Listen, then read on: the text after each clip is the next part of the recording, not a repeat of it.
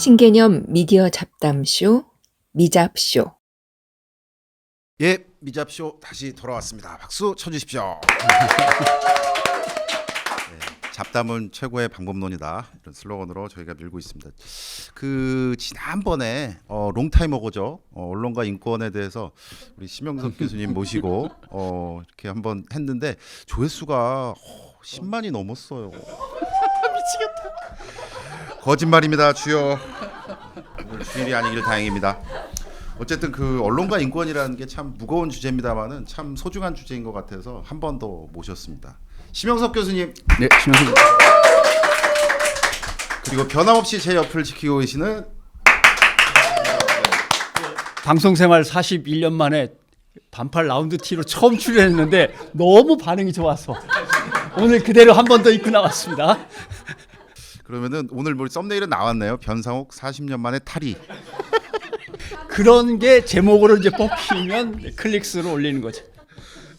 자, 이제 웃음기 쫙 이렇게 빼고 언론과 인권에 대해서 다시 한번 말씀을 나누고자 합니다. 근데 지난번에 한번 또 이렇게 우리가 방송에서 모였을 때 그런 얘기를 했습니다만은 참 인권이란 게 다들 똑같이 오지는 않는 것 같습니다. 그리고 글쎄 뭐 인정 안 알고 하고 뭐 이런 것들이 참 쉽지는 않습니다만은 참 쉽게 또 똑같이 여기기도 힘들고 또 그러지 않을 가능성도 상당히 높고, 그래서 그런 부분에서 저희들이 좀 얘기를 해보려고 하는데요. 언론인권센터 새로운 이사장님 심영석 교수님 모시고 오늘은 그런 얘기를 좀 해보려고 합니다. 구체적인 사례가 뭐가 있을까? 그래서 참 가슴 아픈 사례도 있고, 그다음에 언론중재위원회나 저희 뭐 방송통신심의위원회 다 있습니다만은 그것도 잘 모르고, 그다음에 거기 가기도 힘들고, 그런데 참 어려운 상황에서 찾아갔는데 어떠한 상황이 됐다, 이런 것들을 사례 중심으로 한번 좀 얘기를 해보면 어떨까 하는데요. 한번 어떤 사례가 있었는지 한번 얘기해 저희가 주시면. 다뤘던 사례라는 게 가슴 아픈 이야기들이죠. 근데 예전에 나주에서 벌어진 사건인데요. 그 일가족이 이제 자고 있는데 그 성범죄자가 그 몰래 들어가서 자고 있는 이제 아이를 업고 가서 이제 성폭행을 했던 그 나주원이 성폭행 사건인데요. 그 사건이 발생하고서 이제 언론사들이 다 갔죠, 나주에. 그래서 그 아이의 이제 가족을 거의 뭐 샅샅이 그냥 일거수일투족을 뒤졌어요. 미용실 아줌마부터 해가지고 뭐 거의 모든 사람 인터뷰를 했는데 하나같이 부정적인 이야기를 가지고 이제 보도를 한 거예요. 마치 가족이 그 당할 일을 당한 것처럼 보도를 했던 거죠. 근데 그럴 가족은 아니었어요. 그냥 가난했지만 어쨌든 행복하게 살던 가족이었는데 그 아이의 이제 어머니는 물론 이제 좀 아프신 분이긴 했지만 그분이 그 아이를 돌보지 못할 정도의 문제가 있는 분은 아니었는데 범인과 그분이 무슨 그 불륜 관계인 것처럼 보도한 데도 있었고, 또 심지어 그 집을 몰래 그 기자가 담 넘어 들어가가지고 아이의 그 일기장을 훔쳐가지고 그림 일기를 보도한 것도 있었어요. 심지어는 그 우리나라 유력 일간지에서는 범인이라 해가지고 원두막에서 그 자기 친구들과 같이 이렇게 과일을 먹는 사람의 그 사진을 내보내면서 이 사람이 그 천인공노할 그 만행을 저지른 사람이다 했는데 그냥 인터넷에 떠도는 그냥 동명이인의 사진이었던 거예요. 거의 난장판이었어요. 그 나주원이 성폭행 사건. 대략적인 시기가 2000년대 초반이에요. 그게요. 예. 그때는 뭐 그랬어요, 언론이. 그런데 이제 저희가 그래서 언론 보도로, 그러니까 기본적으로 이 사건에 대한 그 변호는 다른 분이 하셨고요. 언론 보도에 대한 피해만 저희가 소송을 담당했는데 저희 소송을 통해 가지고 다 승소를 했죠. 승소를 하고 그 승소 결과에서 나온 판결문 중에 어떤 그 개념이 등장하냐면 언론에 의한 2차 가해라는 그 개념이 처음 등장을 해요. 그러니까 우리나라에서 지금 흔히 이제 요즘은 그 일반화돼 있죠. 그렇죠. 일반화가 됐지만 그 당시엔 처음 등장한 그거예요. 그 판결문이에요. 언론에 의한 2차 가해라는 건. 결국 저희가 언론에 의한 2차 가해를 담당하는 기관이 돼버렸는데, 왜냐하면 언론이 있지도 않은 사실, 그러니까 우리 형법에서 말하는 사실적시와 허위사실이 있잖아요. 근데 사실적시는 어떤 면에서 악의적인 보도라고 보면 그건 불쾌하고 기분 나쁜 정도에 머물 수 있는데, 허위사실은 개인의 그 기반 자체를 갖다 무너뜨리는 것이잖아요. 이제 그러한 사건들이 있었습니다.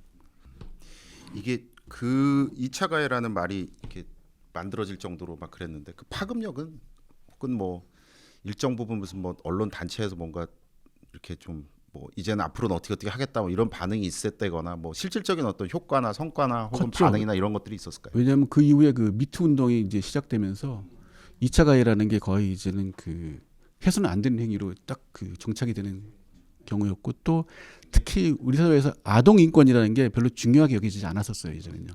그냥 아동은 흔히 말하는 부모의 그 소유물처럼 그 여겨졌던 경우 있었고 그래서 이제 뭐 그 아동 인권에 대한 부분들이 법원에서도 이렇게 뭐 사실은 그 중요하게 판단을 했지만 그 사건 이후에는 실명을 보도하지 말아야 된다는 것도 명확하게 이제 정착이 되고 특히 그 아이의 이름을 갖다가 이제 가명이지만 써가지고 사건명을 했는데 저희가 이제 그것도 소송을 했어요. 가해자의 이름을 가지고 사건명을 만들어라.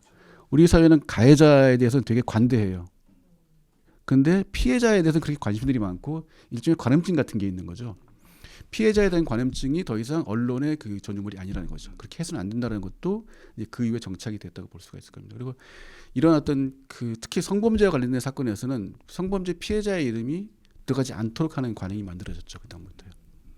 큰 변화가 있었던 사건 중에 하나라고 할 수 있습니다. 자주 나올 수밖에 없는 얘기긴 한데 지금 말씀하신 2차 가해의 문제, 그다음에 나이가 어린 피해자에 대한 어떤 존중의 문제, 또 그다음에 그 피해자 가족과 주변 사람들에 대한 함부로 인권을 무시하는 어떤 접근 취재, 이것들에 대해서 전부 다 쌓아 짊어지고 결판을 낸 게 결국 세월호 사건입니다. 지금 2000년대 초반이라고 하는데 2014년에 그 사건이 터지면서 거기서는 언론이 기레기라는 이름으로 이제 불리기 시작했고 그 기레기에 대해서 세월호를 취재한 언론들이 변명할 여지가 하나도 없는 거죠.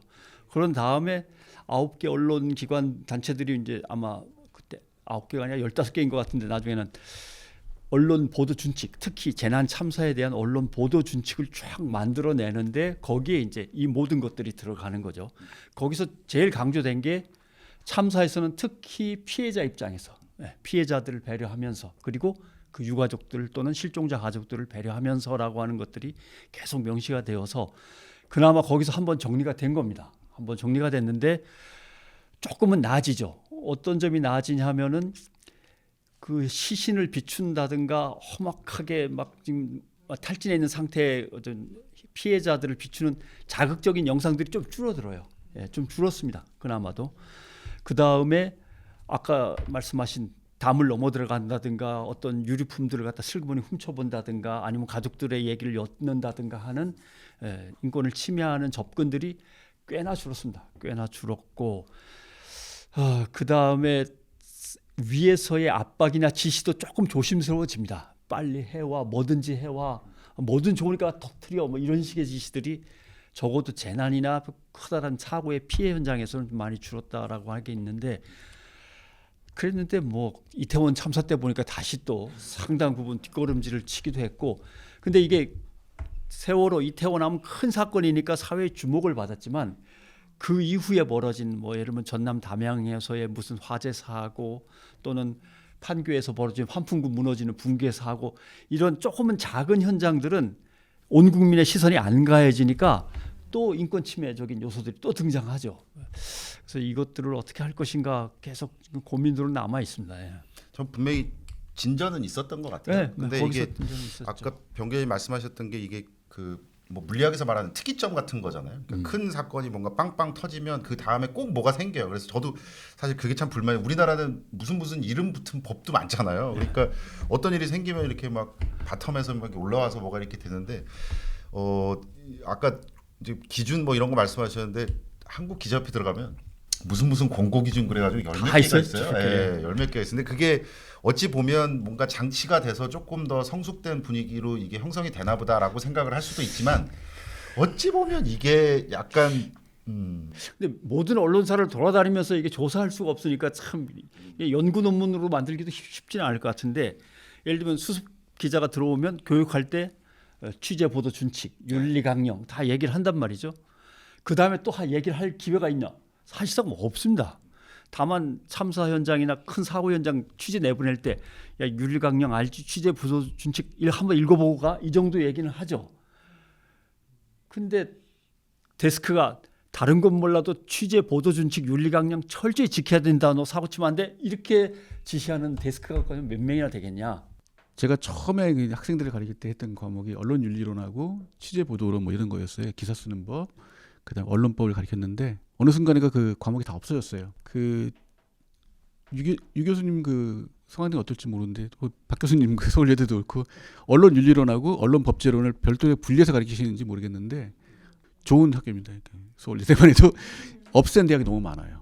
그리고 아예 안 가르치고 가르칠 교수가 없다는 그 교수가 없는 건 아니고 이게 이제 뭘 가리키냐면 디지털 미디어 뭐 재작론 해가지고 맨날 시장 친화적인 시장 친화적이고 돈을 따라가는 교육을 중심으로 그 커리큘럼을 짜다 보니까 학생들이 언론 관련된 학과에 들어가도 그걸 배울 기회가 없어져요.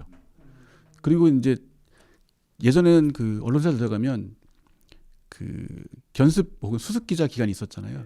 지금 그 과정이 없는 언론사 대부분이고 언론진흥재단이 이제 그 하고 이제 몇 군데서 가르치긴 하는데 근본적으로 자기가 그걸 제대로 배울 기회가 없고 그런 사람들이 선배가 되는 거죠. 그 후배도 또 새로운 기자들이 들어가고 그러면 실질적으로 윤리 기준이나 혹은 내가 직업인으로서 혹은 직업으로서 언론인으로서 무엇을 할 것인가를 뭐 배울 기회가 없었지 않았을까? 근데 또 묘한 거는 언론진흥재단에서 기자 강령이나 윤리교육에 첫 시간 들어가는 이제 강사가 이제 제 전대 항상 거의 안 보내는 언론사들이 큰 언론사들이에요. 네. 지역 언론사나 조그만 인터넷 언론사는 가르칠 어떤 자기네들의 강사도 없고 전문적으로 그 어떤 지식이나 경험을 쌓은 선배들이 좀 부족하니까 보내요.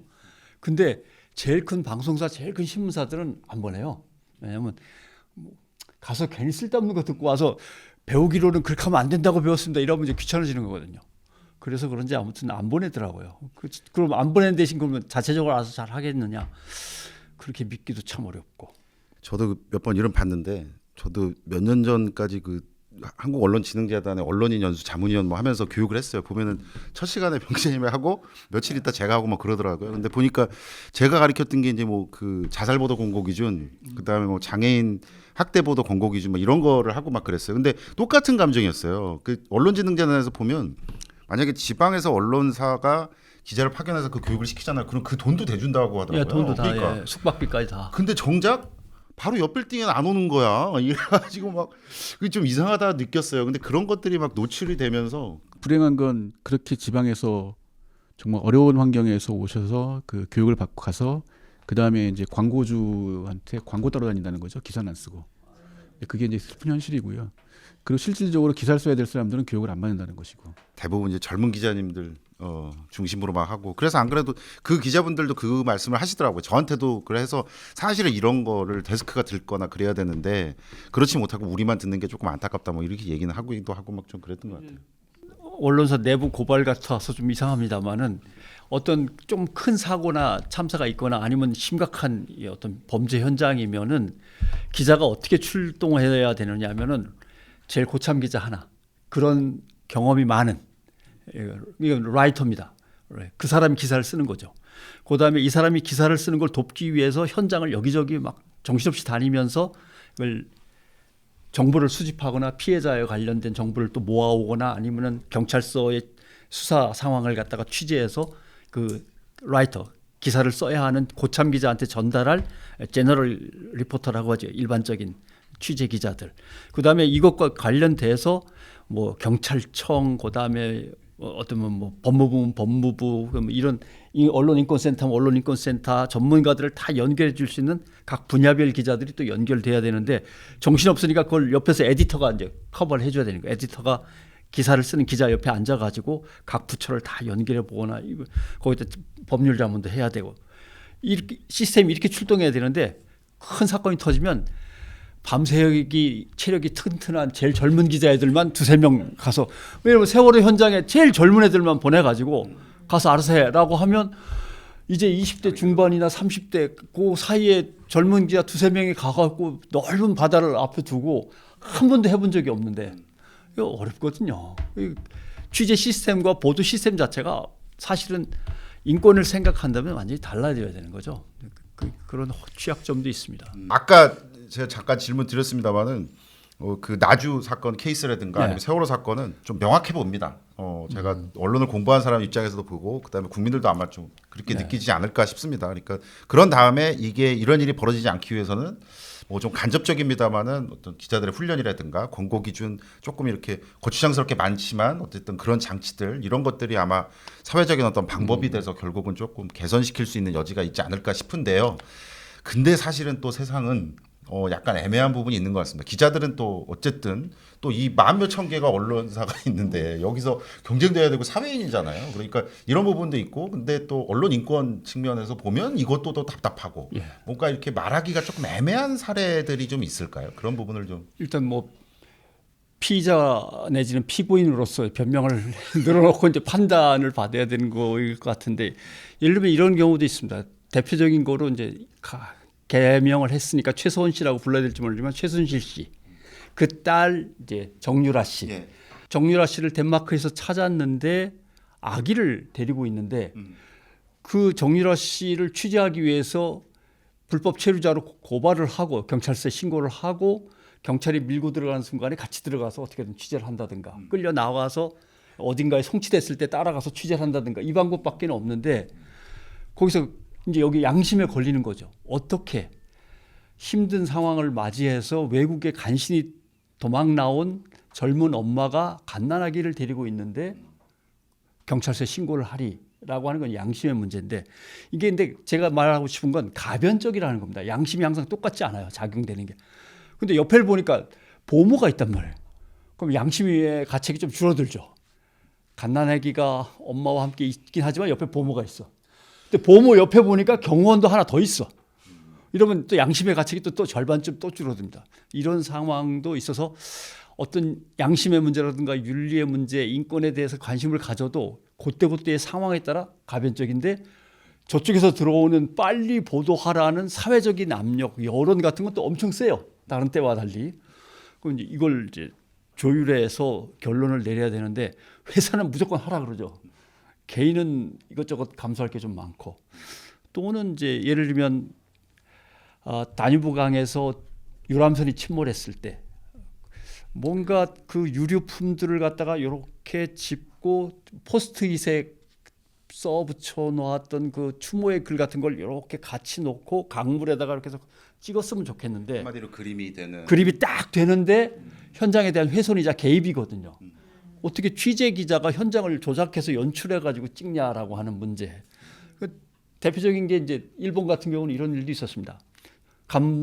밤중에 갑자기 전화가 와서 HTV죠. 그렇습니다라고 하니까 내일 시청 앞에서 우리 그 구미가 그러니까 폭력 조직이 저쪽 폭력 조직의 보스를 총으로 쏴버릴 건데 암살조를 보냈는데 찍으려면 준비했다가 찍으셔.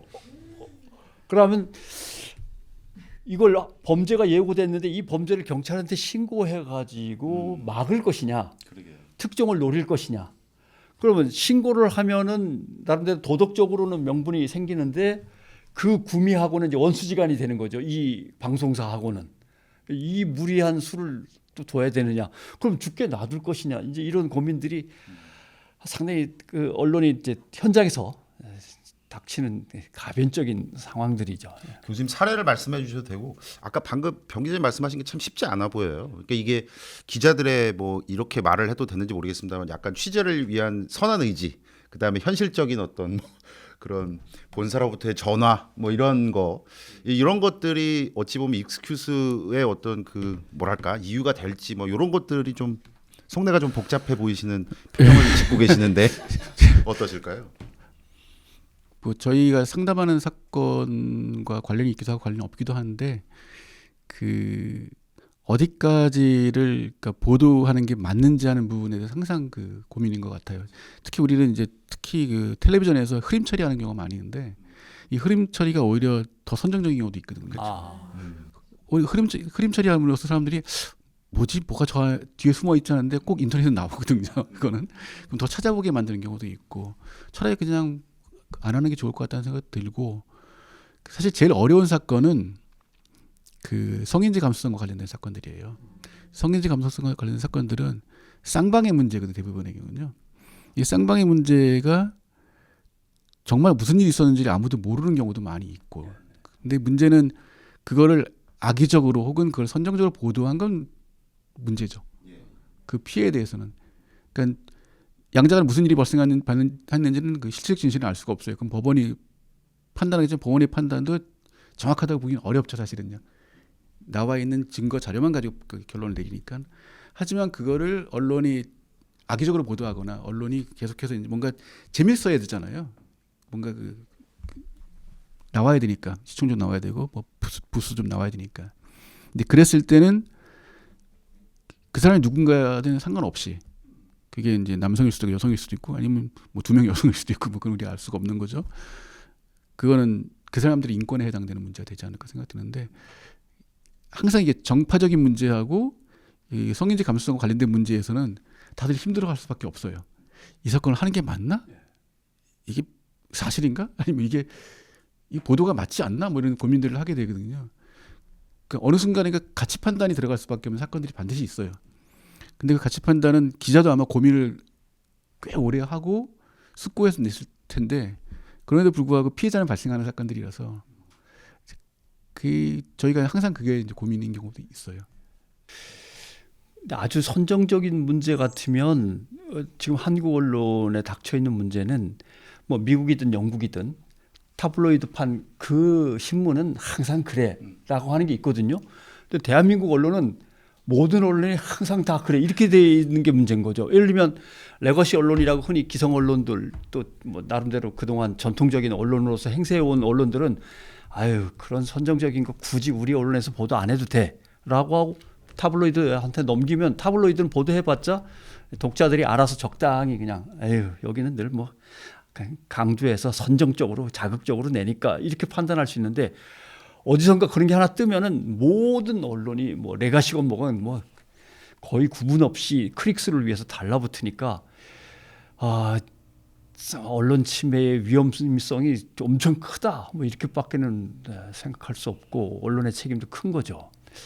근데 제일 가슴 아픈 거는 정말 불가역적인 상황. 예를 들면 만두 공장에 취재를 갔는데 무를 잘게 채 썰어가지고 만두소로 만드는데 꼬다리는 버렸는데 버린 꼬다리만 따로 찍어갖고 이걸로 만두소를 만들고 있었습니다라고 보도를 했던 거죠.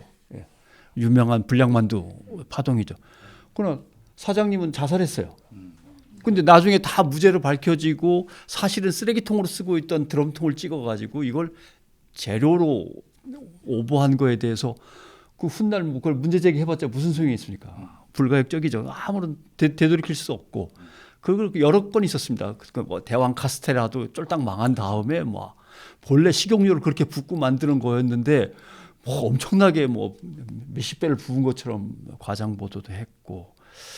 저도 네, 맞습니다. 아니요. 삼양라면 같은 경우도 이제 쇠기름 라면에 쓸 수 있는 정도의 수준이었는데 깨끗하게만 처리하면 공업용 기름을 썼다 식용기름을 안 쓰고라고 해서 뭐 라면 회사가 1위였다가 밑으로 추락하는 사건도 있었고 나중에 다 무죄 났지만 그것도 뭐 돌이킬 수 없었던 것.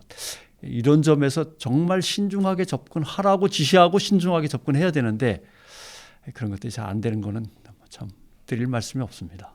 그래서 저는 아까 시작할 때도 그 말씀 드렸습니다마는 우리나라에만 있는 법 규정 그다음에 언론인권센터 같은 이런 뭐 NGO 단체 이런 것들이 상당히 많이 있었으면 좋겠어요. 그러니까 이게 예전에 아마 신 교수님도 그 글을 썼던 걸 제가 기억하는 것 같은데 이 포탈이 우리에게 편리함을 줬지만 어찌 보면 이 언론사의 어떤 하향 평준화 이런 것들도 굉장히 큰 변수가 되지 않을까라는 생각이고 이게 아까 말씀드렸던 것처럼 편리함도 주고 우리가 정말 그 모든 사람들이 다 스마트폰을 갖고 있고 모든 장소에서 뉴스를 접할 수 있지만 그거보다 어찌 보면 훨씬 더 중요한 인권을 그냥 내준 게 아닌가라는 생각이 좀 들어서 그런 얘기들을 좀 따져봤습니다. 혹시 그 교수님 이사장님으로서 향후의 어떤 그 계획이라든가 혹은 뭐 이런 저런 어떤 뭐 소외라든가 활동을 하시면서 이런 것들 듣고 좀 마무리할까 하는데요. 끝까지 이렇게 좀 뭔가 매끈해지진 않습니다. 어떻게 인권 얘기를 하면서 이렇게 매끈해지겠습니까? 뭔가 우리가 어느 순간에 NGO 활동도 그렇고 아까 이제 유 교수님 말씀하셨지만 우리나라에는 그 언론 관련된 그 단체가 여러 개 있거든요. 그 중에 하나가 이제 민원연이라는 중요한 단체가 있죠. 해직 언론인들이 만들어가지고 우리나라에서 그러니까 잘못돼 가는 이제 언론 현실 그다음에 그 우리 미디어 정책에 대해서 방향을 그 제시해주고 또 언론 모니터를 통해 가지고 문제점을 지적해주면서 이제 상당히 그 우리 사회 발전에 큰 역할을 했던 이제 큰 단체가 있고요. 그리고 이제 언론개혁 시민연대라는 또 이제 여러 이제 단체들과의 가교 역할을 하는 또 단체가 있어요. 그리고 이제 저희 같은 경우는 피해자 구제 중심으로 하는 거니까 서로 역할이 조금씩 많이 다릅니다. 다른데 근데 저희가 그러다 보니 이게 이상하게 그 NGO들이 서로 경쟁적으로 경합적으로 막 활동하는 경우도 있어요. 그 또 하나는 그러다 보니까 회원들을 잊어버려요. 그래서 저는 뭐 어차피 능력도 부족하고 해서 다시 처음으로 돌아가면 어떨까 생각이 들었어요. 일종의 그 이 공동체 NGO 안에 있는 회원들 혹은 그 같이 함께하는 분들이 공동체가 돼야 된다는 생각도 들고 또 무엇보다 저희가 처음 시작한 거는 우리 그 찬송가에도 나오는 것처럼 약한 자한테 힘을 주는 거였거든요. 그 강한 자한테 바르게 가게 만드는 거였는데 강한 자한테 바르게 가라는 얘기는 많이 하는데 약한 자한테 별로 힘을 많이 못 줬던 것 같아요. 그래서 약자의 권리를 보호하기 위해서 노력하는 것 그리고 그와 함께하는 분들이 어찌되었든 그 즐겁게 참여할 수 있는 그런 일을 했으면 좋겠는데 그러려면 많이 알려야겠죠. 그래서 제가 원래 그 카메라에 나서는 걸 되게 싫어하는 편인데 그 나오게 됐습니다. 아유 뭐 그렇게 말씀해 주시면 저희가 큰 의미가 좀 있었고요. 오늘 또 이렇게 큰 광고 역할을 저희가 조금이라도 하지 않았나 싶습니다. 아까 말씀 주신 거 혹시 청중에서 질문이 이거 굉장히 이례적인데요. 너무나 기쁩니다.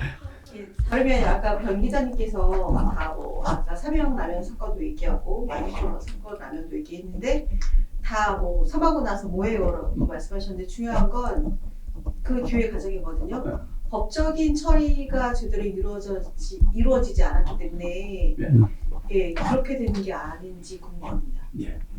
두 가지 문제가 있는 것 같습니다. 첫째는 언론에 의해서 피해가 발생하면 피해는 배상 보상돼야 됩니다. 근데 징벌적 손해배상을 피해가려고 언론들이 벌떼같이 들고 일어나가지고 항상 기득권을 유지하려고 그러거든요. 그럼 절대 안 되고 지금 3배짜리 갖고도 난리를 치는데 3배가 아니라 필요한 만큼의 보상 배상은 충분히 있어야 되는 거죠. 근데 예를 들면 10년 동안 고생한 사람이 나왔는데 그때 당시에 액수로 해가지고 3배 아무것도 의미가 없거든요. 그런 거는 50배, 90배 뭐 갈 수 있는 거거든요. 그래서 이런 것들은 법원이 좀 더 명확하게 배상과 보상을 갖다 지시할 수 있도록 법에서 뭔가 법제가 좀 이루어져야 되는 건데 그런 게 하나가 필요하고 그다음에 그래도 그런 일이 안 발생하는 게 더 중요하거든요. 그러면 이게 가능한지 모르는데 이게 언론이 또 기득권을 내세울 수는 있는데 어떤 큰 사건이 발생하면 예를 들면 이태원 참사든 아니면 뭐 만두소 사건이든 발생하면 언론 돌아가는 걸 보고 바로 그 언론사의 심의위원회, 방송심의위원회 또는 인터넷 신문 뭐 심의윤리위원회가 소집이 돼야 된다고 생각해요. 각각. 그래서 지금 중요한 사건인데 보도되고 있는 것의 방향에 좀 문제가 있다 그러면 언론사에 개입하면 안 되죠. 당연히. 다만 이런 것이 우려된다는 권고사항 정도는 그때그때 나올 수는 있지 않나 생각을 하는 거죠. 방심위 정도는 지금 방송은 심의상 이런 게 문제가 될 것 같으니까 좀 조심하라. 이 정도는 할 수 있는 기구거든요.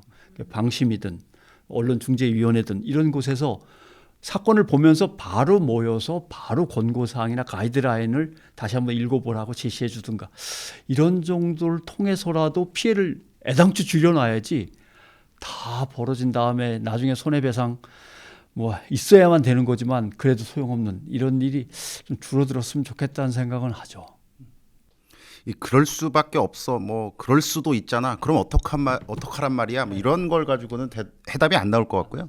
아까 말씀하셨던 것처럼 어느 집단도 어떤 사람도 우리가 중요하게 생각하는 가치에 대해서 예외를 인정하는 순간 그건 인권을 다 갉아먹는다고 생각합니다. 그게 뭐 의사들이 됐든 간에 아니면 언론이 됐든 간에 아니면 저도 그렇고 정치인도 그렇고 다 그런 걸 하면 자기들은 조금 뭐 이러이러한 엄청난 일을 하니까 요 정도는 봐줘야 되는 거 아니야 라고 생각할 수도 있지만 정말 나쁜 생각인 거죠. 그렇지 않고 이 부분에 있어서는 아까 말씀하셨던 것처럼 그게 무슨 법제가 됐든 뭐가 됐든 이게 정말 문화로서 다 성숙해서 좀 굳혀지기 전까지는 어쨌든 그런 장치들도 있어야지만 우리가 소위 말하는 그 인권이라는 굉장히 어렵고 참 중요한 어떤 그런 화두에 대해서 조금 더 실현시킬 수 있지 않을까 싶습니다. 오늘 너무 감사드리고요. 이렇게 막 질문이 들어오니까 저도 막 가슴이 울렁거리네요. 너무 기뻤습니다. 오늘 너무 소중한 시간 가졌고요. 심영석 교수님 너무나 감사드립니다. 다음에 또 연락드리도록 하겠습니다. 자, 그러면 미잡쇼 오늘 이렇게 마치고요. 또 뵙도록 하겠습니다. 고맙습니다.